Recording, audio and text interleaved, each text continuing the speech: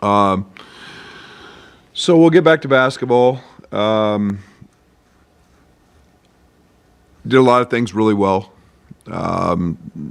It was a nice game to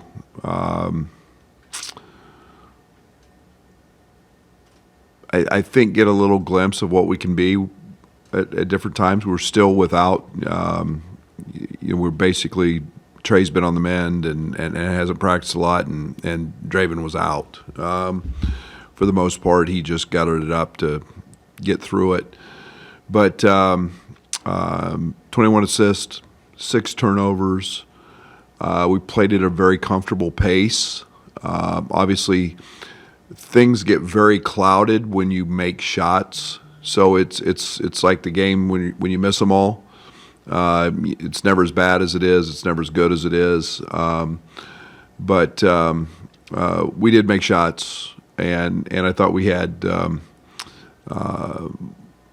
a great game reading what the defense gave us and taking advantage of those opportunities. And this game was a game where they worked very hard and diligently to take away threes, and we found the paint and found it wide open. And again, that's a lot that the Tommy factor. Him 5 for 5 in the first half and stepping out, but I think the most important thing was we followed our game plan defensively. We made it very tough on Dawson. I think he's 1 or 2 in the league in scoring, holding him to 12. A couple great challenges, block shots at the rim by Tommy. And then, we were going to let Femi, shoot a bunch of balls, and he did. He made some, but I thought it was very important to not allow their 2 guards and Dawson to get going from 3. So didn't turn it over. Guarded with some purpose, and I thought our energy was really good. Now it's UCLA, a team that has seen really kind of a couple of extremes in the Big Ten. A 4-game losing streak. Now they're on a 7-game winning streak. Very talented.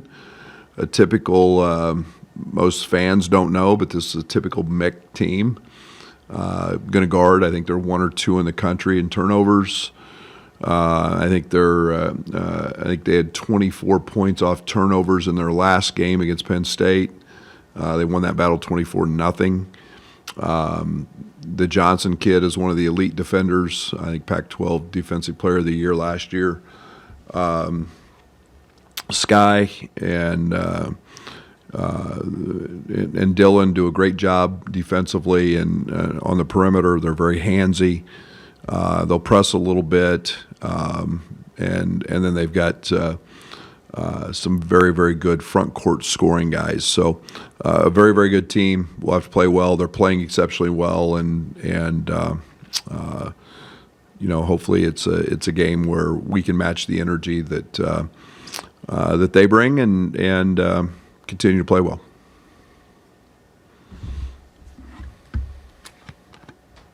What are some signs you want to see that your team's doing the right things in terms of taking care of the ball, decision making? What do they take away as far as that goes, and what would be the sign to you that you're handling that? I made a comment today to one of our guys, and Mick worked for Hugs, and Hugs had a saying that we heard 100 times a day in practice: get to the ball, just get to the ball. And this team gets to the ball. They're handsy. They block shots. They challenge all drives, and they do it with anticipation. They swarm you when you get to the paint, and you've got to be ball tough, and you've got to make the right reads. And they're good that way. They're full court press. They'll run and jump. They force teams into just some mental turnovers, but it's for us. It's just simply taking care of the basketball. We've got a lot of ball handlers on our team. We're a good passing team, and it's just throwing it to the guys in our jersey and being ball tough. What's the status of Trey and Dre, and then Kylan didn't play for the final 11 minutes. Where's he at, and how's he doing? Those guys were fine as of yesterday. They met with the doc yesterday, so they're cleared for practice today. Bam just, for whatever reason, had a kind of I'm going to use the word cramp, but it was not more. It was a little different than that in his calf. Could have come back in, but there was no need for him to do that at that point. And a follow-up, how's Tommy post playing a game with the Cabernet grape ankle? It's still very swollen. It's still, he'll be reduced today in terms of his workup. Today is actually a very, very heavy class day for him. So we have, it's not where we're out of school and he can go live in the training room for 6 hours in the morning and get all the swelling out. He's actually had, I think he's got 3 or 4 classes today. So our trainers will actually see him will be right before practice. So we'll really limit what he does today in practice just so they can work on it and keep it in, get it back to where it's hopefully playable. But it was very swollen after the game. Tommy's one of the toughest dudes I've been around. Ben, 4 assists in Minnesota, and he did it several different ways, some out of post-ups. Just what does that maybe bring the offense when he can also be a facilitator? Yeah, you can never have too many. I like the way he's getting them. He's stressing the defense with those booty ball options and post-ups and getting it there. With some comfort, and he's a guy who's very high IQ. He can read the defense, and it's one of the things that it's nice to see. He's getting comfortable doing that. Have you seen an impact on KJ just kind of breaking out of his recent struggles, and as far as confidence or just a release of pressure, whatever that might be? Yeah, I think he's. We had some conversations coming back after the Rutgers game, and again, I think it's a tribute to him, who he is, because he cares so much, and he's 18 years old, and we've got he's 18, will turn 19 today. You start looking at the youth, and they're babies in a lot of ways, and so. He internalizes a lot, and I think just some of the conversations we had, you pair that with Tommy helping, and those two are very, very connected, and I think we saw a guy that could, was pretty special.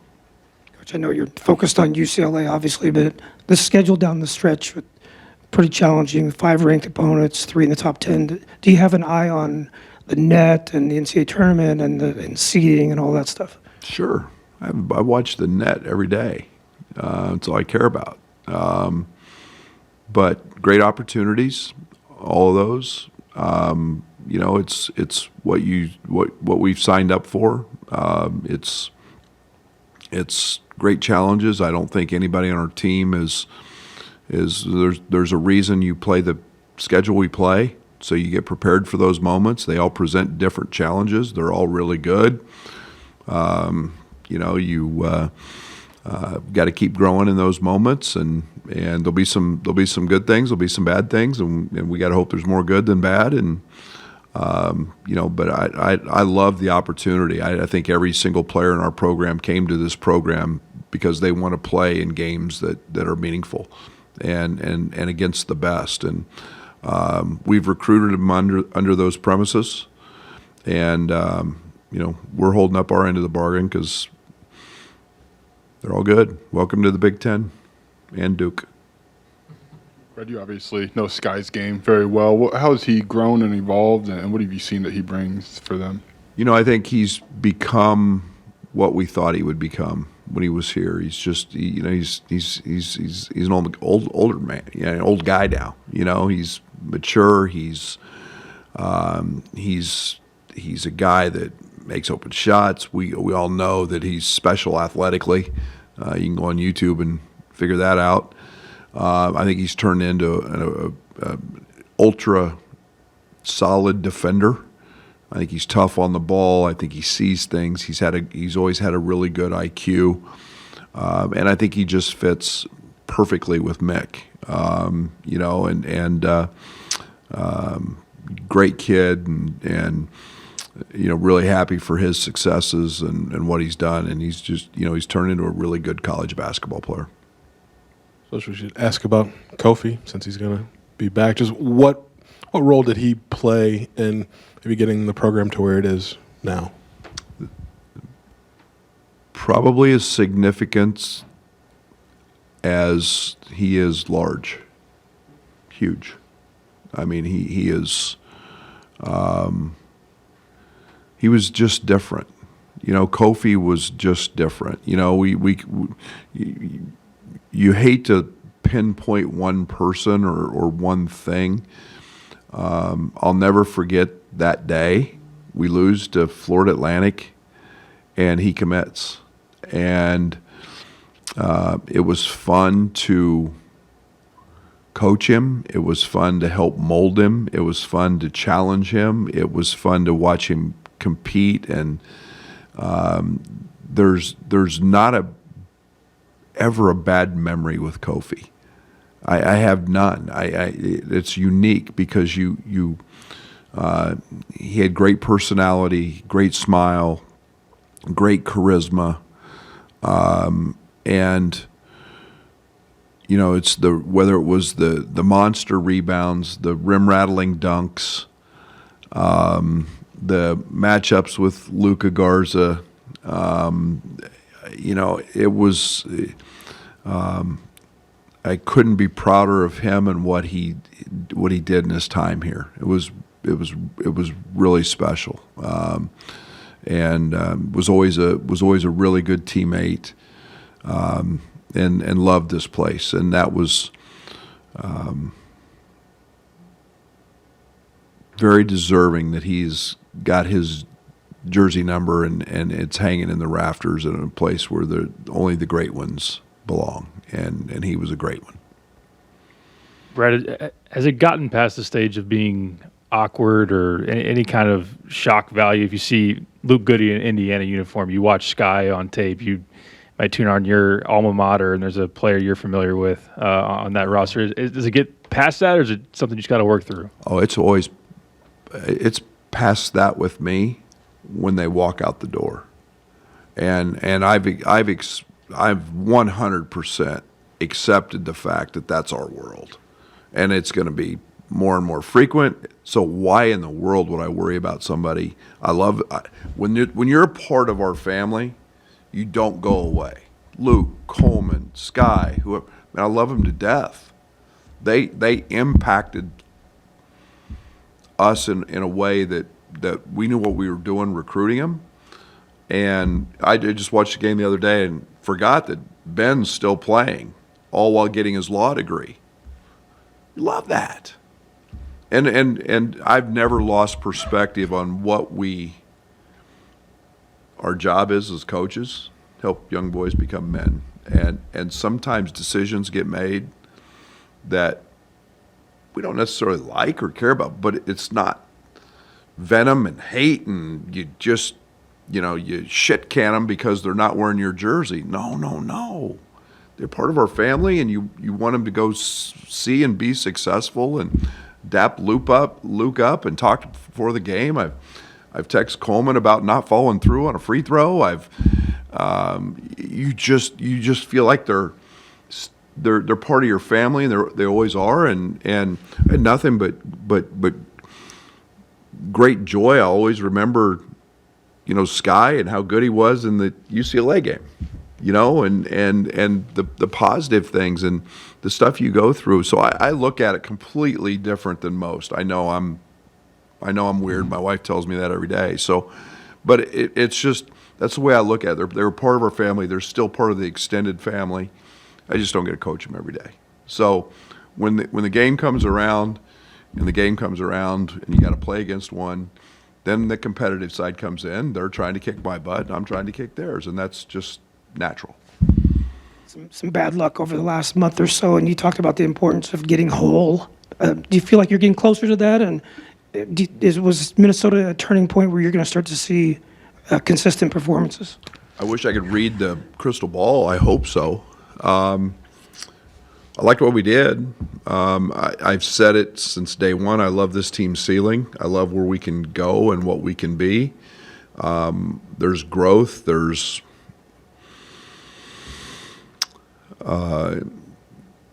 been hardship. There's been hard times. That's okay. Because as long as we approach it, there's growth out of that.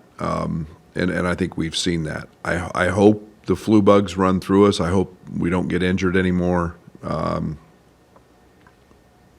all part of it, I guess, and it's part of the plan for this team. So we'll just keep getting better. We'll keep fighting, and you know, a lot of I still think not even close. Our best basketball is still in front of us. Talked about Tommy's toughness a lot. I'm just curious if there's any point in getting to know him that you remember thinking like, okay, this guy kind of got that element to him. There's a maturity about him that I always liked. I think that you don't know truly people until they go through adversity, until they're facing it, and you know, it's very easy to quit. It's very easy to walk away. It's very easy to just shelf it. It's very hard to think about others when you're going through it. And Tommy's done that. And you know, the ankle's ugly. I mean, it hurts. And I mean, you've sprained your ankle. You know what that pain feels like. And to think about others and his teammates, and how important that is, and man, that's pretty special. There's a lot of maturity with those decisions. What have you thought of what Kofi's done post-Illinois? Just Japan, 2 years in Korea. As long as Kofi is happy, I'm happy. I think it's really simple. I think his journey's been great. I think that's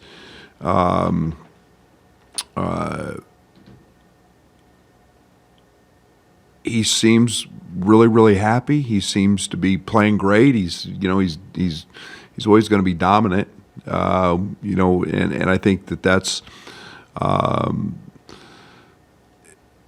what the next steps are for him. To be determined. But I think that Kofi's going to play basketball as long as he's healthy and as long as he wants to, and that's truly a gift. And he'll always be one of the more special talents, but also human beings that I've been around. And I mean, you all got to know Kofi. I mean, there's nobody who didn't fall in love with Kofi, and so. You know, all you want and all we can ask for as a coach is they find success that makes them happy, and it's a passion, and they get to live their best life, so to speak. And Kofi seems to be doing that. He's bought his mom a house in Texas, and he's been blessed to be able to go do that. That was from day one. That's all Kofi said he wanted to do, is buy his mom a house. And to get to achieve those things that mean a lot to him, I'm never going to be one to judge anybody else's happiness, and Kofi seems like he is extremely happy. So I'm 100% in his corner, and he knows all he's ever got to do with me is pick up the phone, and anything he needs, he gets.